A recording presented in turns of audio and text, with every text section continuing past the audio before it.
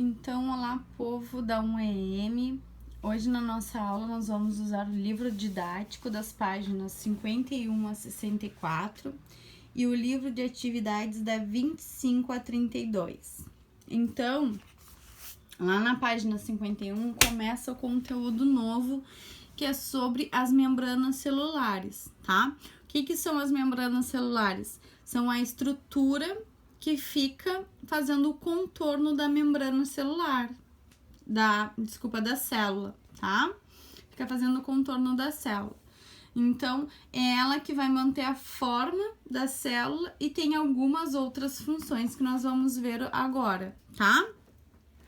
Então, ela é importante nas funções metabólicas vitais das células. Então, é elas que vão fazer o controle de entrada e saída das substâncias, tá? Então, ela que vai ver quem pode entrar e quem não pode entrar, ok? O modelo mais conhecido de membrana, ele é chamado de modelo do mosaico fluido, tá?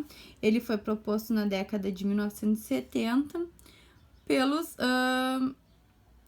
cientistas Jonathan e Nicholson, tá? Por que ele é chamado de mosaico fluido? Por que esse modelo tem esse nome?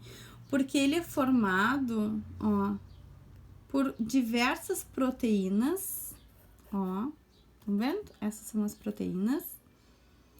E ele é formado por uma bicamada de fosfolipídios, ok?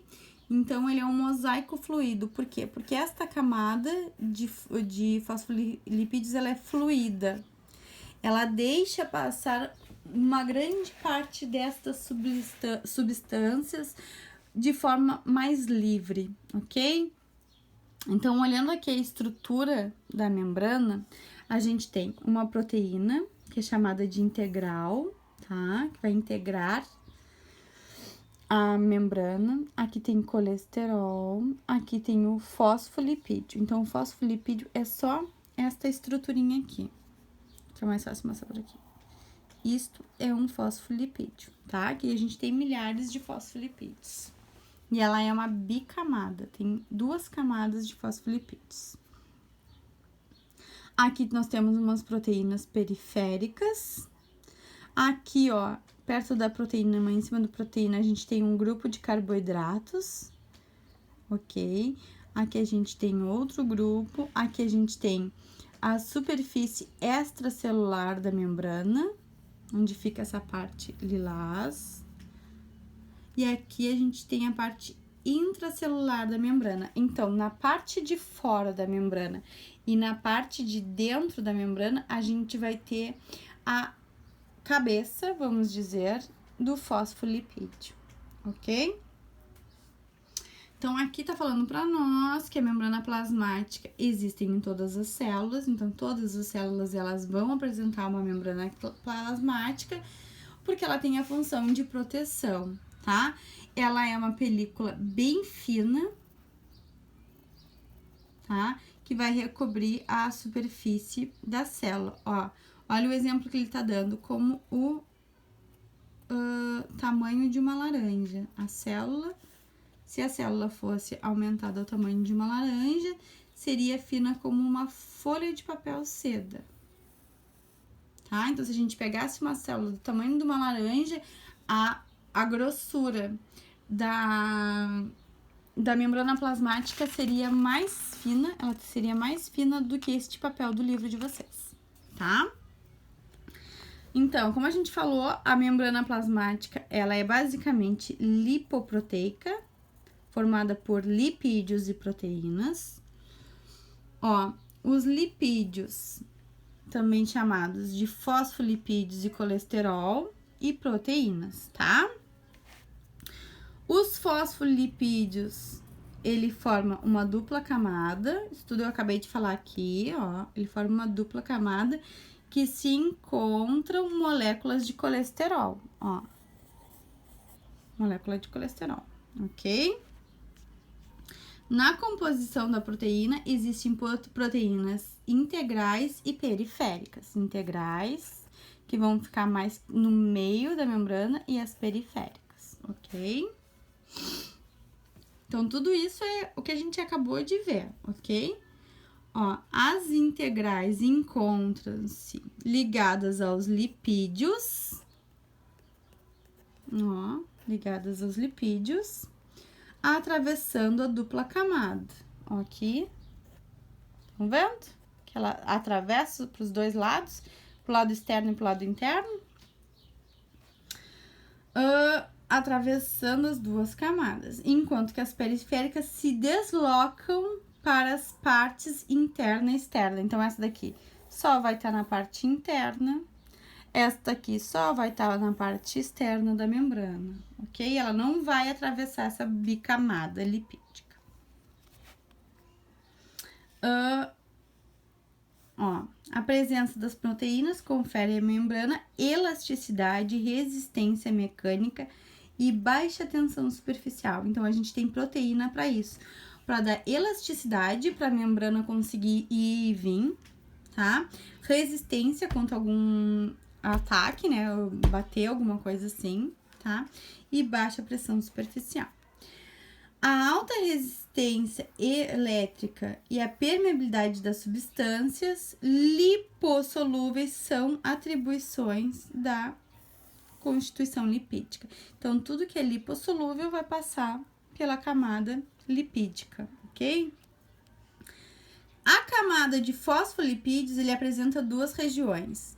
Hidrofílica, que tem afinidade à água, e a região hidrofóbica sem afinidade à água. A porção que tem afinidade à água dispõe-se dos lados interno e externo. Então, essa parte aqui, ó,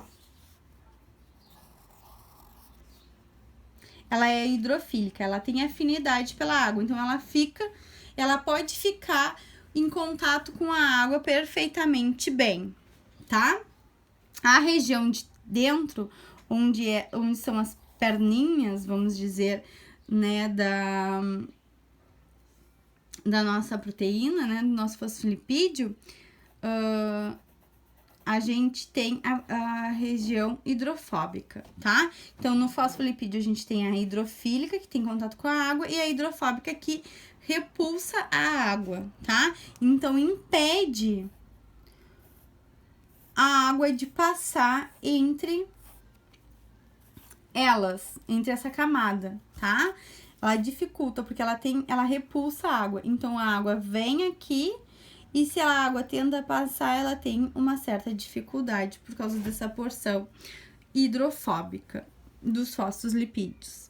Então, aqui, ó, a porção tem afinidade com a água, dispõe-se dos lados interno e externo da membrana, que são meios aquosos, onde a gente tem água, tanto no meio interno quanto no meio externo, né? Lá no meio interno a gente tem o citoplasma, que ele é uma gelatina, então, consequentemente, ele tem água, e o meio externo também, porque ali é onde a gente encontra todas as substâncias. As porções hidrofóbicas localizadas no interior da membrana ficam voltadas uma para as outras, ó. Então, aqui, ó, elas ficam fazendo como se fosse uma barreira, tá? Para a água. Então, aqui, a membrana fazendo toda a volta. Aqui uma proteína, ó. Aqui, essa proteína é a periférica, porque ela não atravessa a bicamada. Para atravessar a bicamada, ela tem que ser uma proteína integral, tá? Que ela tá ali todinha. Aí, a gente vai lá para a página 52. Opa! Na página 52, tá falando sobre as funções da membrana. Então, ela tem uma permeabilidade seletiva. Então, não é tudo que entra, nem tudo que sai, tá? Para entrar e sair as coisas, tem uma certa restrição, tá? Para poder manter o equilíbrio da célula.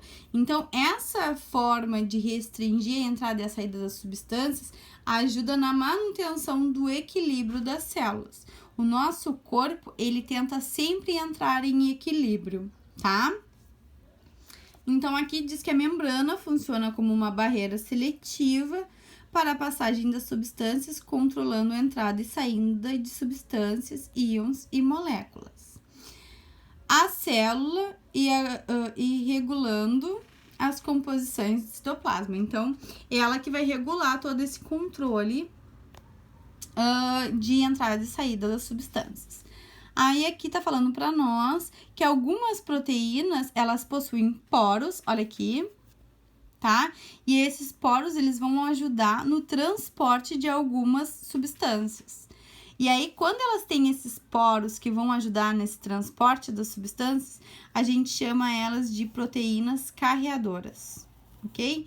Geralmente, as proteínas carreadoras são aquelas que são as íntegras, tá? Aquelas que pegam os dois lados da membrana, para elas conseguirem fazer esse canal para o transporte da membrana, ok?